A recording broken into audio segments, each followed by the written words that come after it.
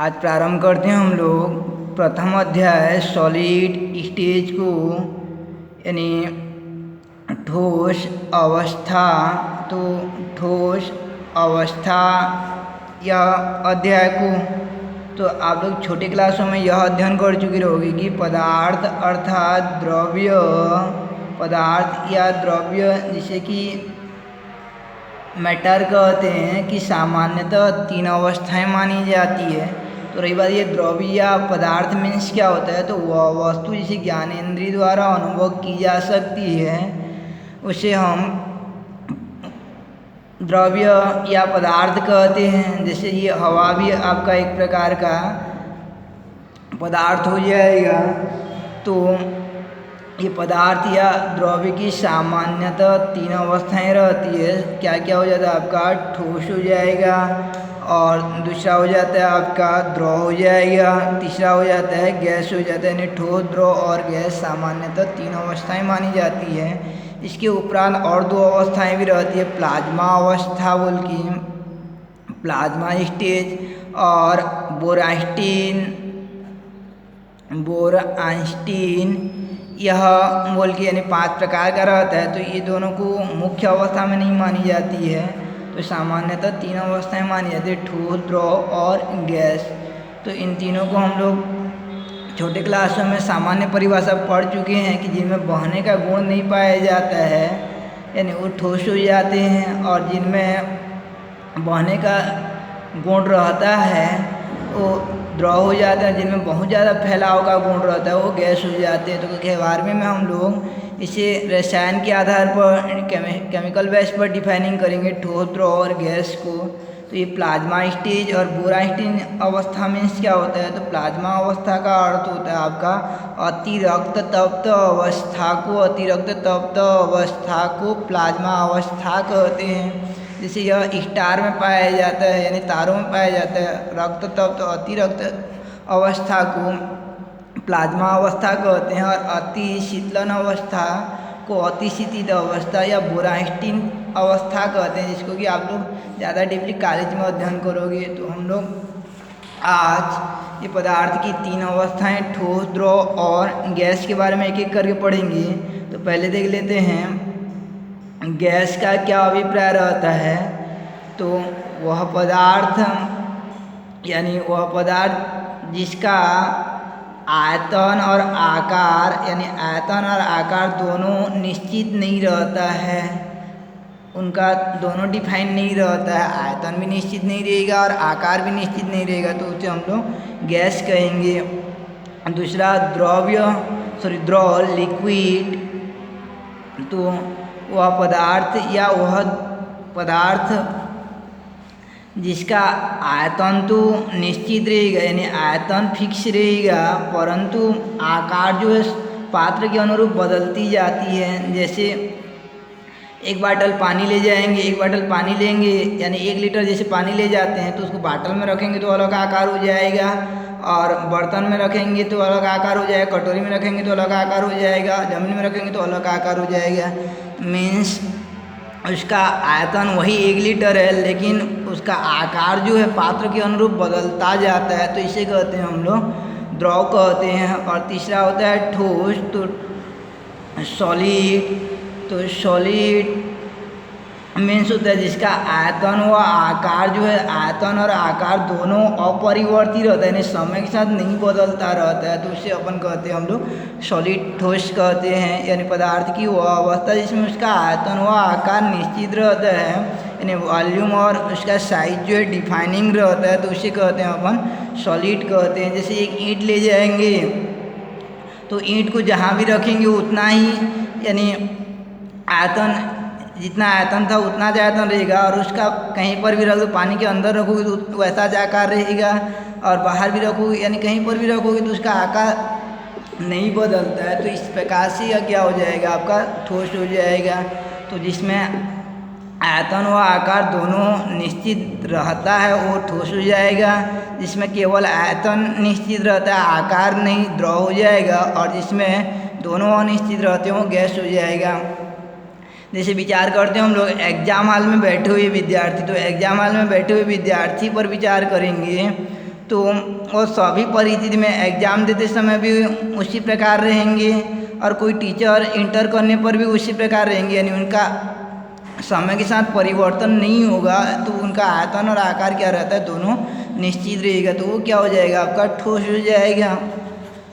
और जैसे general class में बैठे हुए यानी सामान्य कक्षा चल रही है, उस क्लास पर विचार करेंगे। तो उस क्लास पर विचार करते हैं तो टीचर रहने पर तो वो यानी व्यवस्थित रहेंगे, परंतु जैसे निकल जाते हैं तो उनका थोड़ा सा आकार में क्या हो जाता है, परिवर्तन हो जाता है। तो ये क्या हो जाएगा, द्रव अवस्था में हो जाएगा। और तीसरा हम लोग विचार करेंगे ग्राउंड में घूमते हुए विद्यार्थी, तो उनका न तो आयतन निश्चित होता है न ही आकार निश्चित होता है। तो यह क्या हो जाएगा, आपका गैसीय अवस्था में हो जाता है। तो इस प्रकार से पदार्थ की 3 अवस्थाएं हो जाती हैं, ठोस, द्रव और गैस।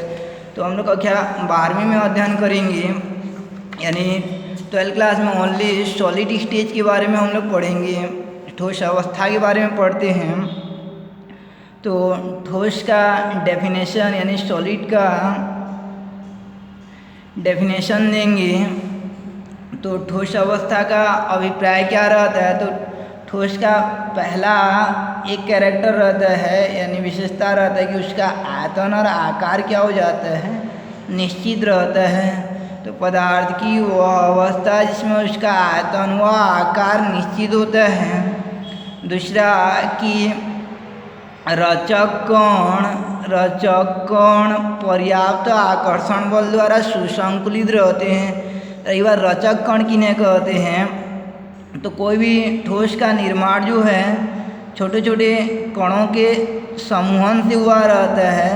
तो छोटा से छोटा कण को, उस छोटे से छोटे कण को उसका कॉन्स्टिट्यूशन पार्टिकल यानी रचक कण कहते हैं। जैसे सोडियम क्लोराइड संरचना पढ़ेंगे तो सोडियम आयन और क्लोराइड आयन और सोडियम आयन और क्लोराइड आयन इस प्रकार से व्यवस्थित रहते हैं। तो इनमें सोडियम आयन और क्लोराइड आयन क्या हो जाएंगे, उनके रचक कण हो जाते हैं, यानी सोडियम आयन और क्लोराइड आयन रचक कण हो जाएंगे, यानी जिनसे वह ठोस मिलकर बनता है उसके छोटे से छोटे कण को रचक कण कहते हैं। जैसे आर्मी का एक ग्रुप कहीं पर खड़ा है तो उसमें से एक आर्मी को क्या कहेंगे हम लोग, रचक कण कहते हैं। उनके समूह से पूरा उनका ग्रुपिंग बनता है। जैसे कहीं पर विद्यार्थियों का एग्जाम लिया जा रहा है कोई क्लास में, तो एक विद्यार्थी क्या हो जाएगा, उसका रचक कण हो जाता है। या कोई दीवार जैसी रहता है तो दीवार ईंटों के समूहन से मिलकर बनता है, तो उस छोटा सा ईंट को क्या कहेंगे हम लोग, रचक कण कहते हैं। यानी उस छोटा सा छोटा कण को जिसकी पुनरावृत्ति से उसका निर्माण होता है, ठोस का निर्माण होता है, उस छोटे से छोटे कण को क्या कहते हैं, रचक कण कहते हैं। तो दूसरा विशेषता क्या था कि रचक कण पर्याप्त आकर्षण बल द्वारा सुसंकुलित रहते हैं या संकुलित रहते हैं।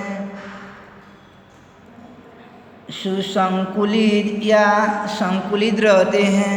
तो रही बात इसका अभिप्राय क्या हो जाएगा, रचक कण पर्याप्त आकर्षण बल द्वारा सुसंकुलित रहते हैं। तो ये रचक कण के बीच जो है आपस में एक बल लगती रहती है कि प्रत्येक कण एक दूसरे को आकर्षित करते रहते हैं। इतना आकर्षण बल लगता रहता है कि प्रत्येक कण एक दूसरे को आकर्षित करते रहते हैं।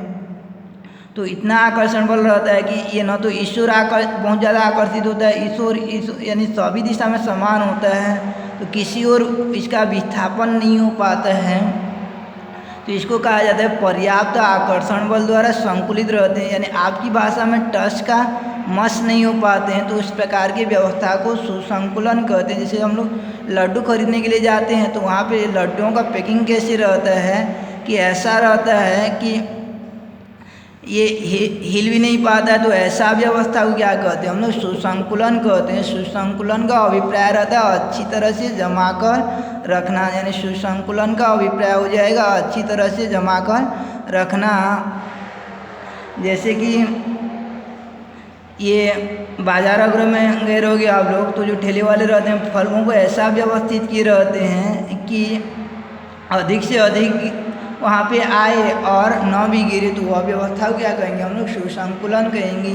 या जैसे एक कार है और कार में हम लोग 12 सीट है तो 12 की 12 को बैठाएंगे तो वह व्यवस्था क्या होगा, आपका सुसंकुलन होगा। और 12 की जगह अगर 10 कर देंगे तो हिलने डुलने लगेंगे तो वह व्यवस्था क्या होगा, सुसंकुलन नहीं होगा। या 12 की जगह 15 कर देंगे तो ओवरलोड हो जाएगा, तो उस स्थिति को हम सुसंकुलन नहीं कहेंगे।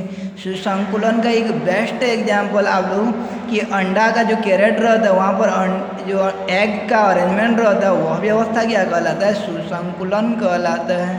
तो इस प्रकार से ठोस किसे कहेंगे हम लोग कि पदार्थ की वह अवस्था जिसमें उसका आयतन व आकार, जिसमें उसका आयतन व आकार क्या रहेगा, निश्चित रहेगा। दूसरा कि रचक कण पर्याप्त आकर्षण बल द्वारा सुसंकुलित रहते हैं, यानी टस का मस नहीं हो पाएंगे, पर्याप्त आकर्षण बल द्वारा सुसंकुलित रहते हैं। पहला आयतन व आकार निश्चित रहेगा, आयतन आकार निश्चित रहता है। दूसरा कि पर्याप्त आकर्षण बल द्वारा क्या रहेंगे, पर्याप्त आकर्षण बल द्वारा सुसंकुलित रहेंगे। तीसरा कि इनका गलनांक क्वथनांक उच्च रहता है, यानी आसानी से ये नहीं पिघलते हैं, highly melting and boiling point रहता है। रही बात मेल्टिंग पॉइंट और बॉइलिंग पॉइंट मीन्स क्या होता है आपका, तो मेल्टिंग पॉइंट का अभिप्राय रहता है यानी गलनांक का अगर विच्छेदन करेंगे गलन धन अंक, गलन में होता है पिघलना, तो कोई पदार्थ जिस ताप पर पिघलना प्रारंभ करता है ताप की उस बिंदु को क्या कहते हैं, गलनांक कहते हैं। यानी ताप का वह बिंदु जिस पर पदार्थ पिघलना प्रारंभ करता है गलनांक कहलाता है। और क्वथन इसको इंग्लिश में बॉइलिंग पॉइंट कहते हैं। तो बॉइलिंग पॉइंट में बॉयल मीन्स होता है उबलना, तो ताप का वह बिंदु जिस पर कोई पदार्थ जो उबलना, सामान्यतः द्रव उबलना प्रारंभ करता है उसे क्या कहते हैं, क्वथनांक कहते हैं। तो ठोस जो है आसानी से न तो पिघलते हैं न ही उबलते हैं, यानी ये highly melting point and boiling point को रखते हैं, उच्च क्वथनांक और गलनांक को रखते हैं। ये तीसरा विशेषता था आपका, गलनांक क्वथनांक उच्च रहता है। चौथा कि संपीड्यता व विसरणशीलता गुण नहीं पाया जाता है, संपीड्यता व विसरणशीलता गुण नहीं पाया जाता है।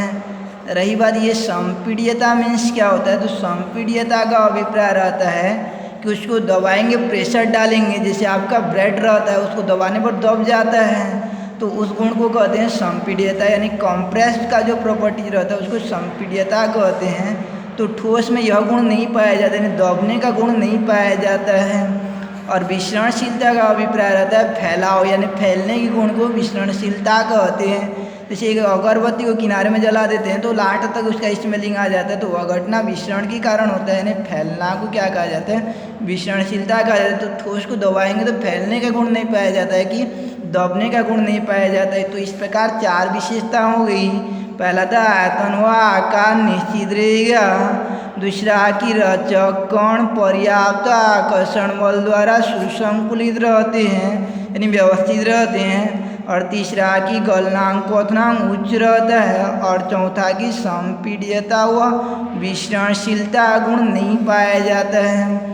तो इस प्रकार से पदार्थ की वह अवस्था जिसमें उसका आयतन व आकार निश्चित रहता है, गलनांक क्वथनांक उच्च होता है, और रचक कण या अवयवी कण पर्याप्त आकर्षण बल द्वारा सुसंकुलित रहते हैं, तथा संपीड्यता व विसरणशीलता गुण नहीं पाया जाता है, ठोस कहलाता है। ठोस का डेफिनेशन क्या हो जाएगा आपका कि पदार्थ की वह अवस्था जिसमें उसका आयतन व आकार निश्चित होता है, रचक कण पर्याप्त आकर्षण बल द्वारा सुसंकुलित रहते हैं, गलनांक क्वथनांक उच्च होता है, संपीड्यता व विसरणशीलता गुण नहीं पाया जाता है, ठोस कहलाता है। जैसे एग्जाम्पल हो जाएगा आपका NaCl यानी सोडियम क्लोराइड हो जाएगा, NaCl हो जाता है आपका सोना हो जाएगा यानी गोल्ड हो जाएगा, Au हो जाता है सिल्वर हो जाता है, यानी अधिकांश लगभग सभी धातु क्या हो जाते हैं आपका सॉलिड हो जाते हैं यानी ठोस हो जाते हैं। तो आई होप ठोस का डेफिनेशन आपको क्लियर हो गया रहेगा।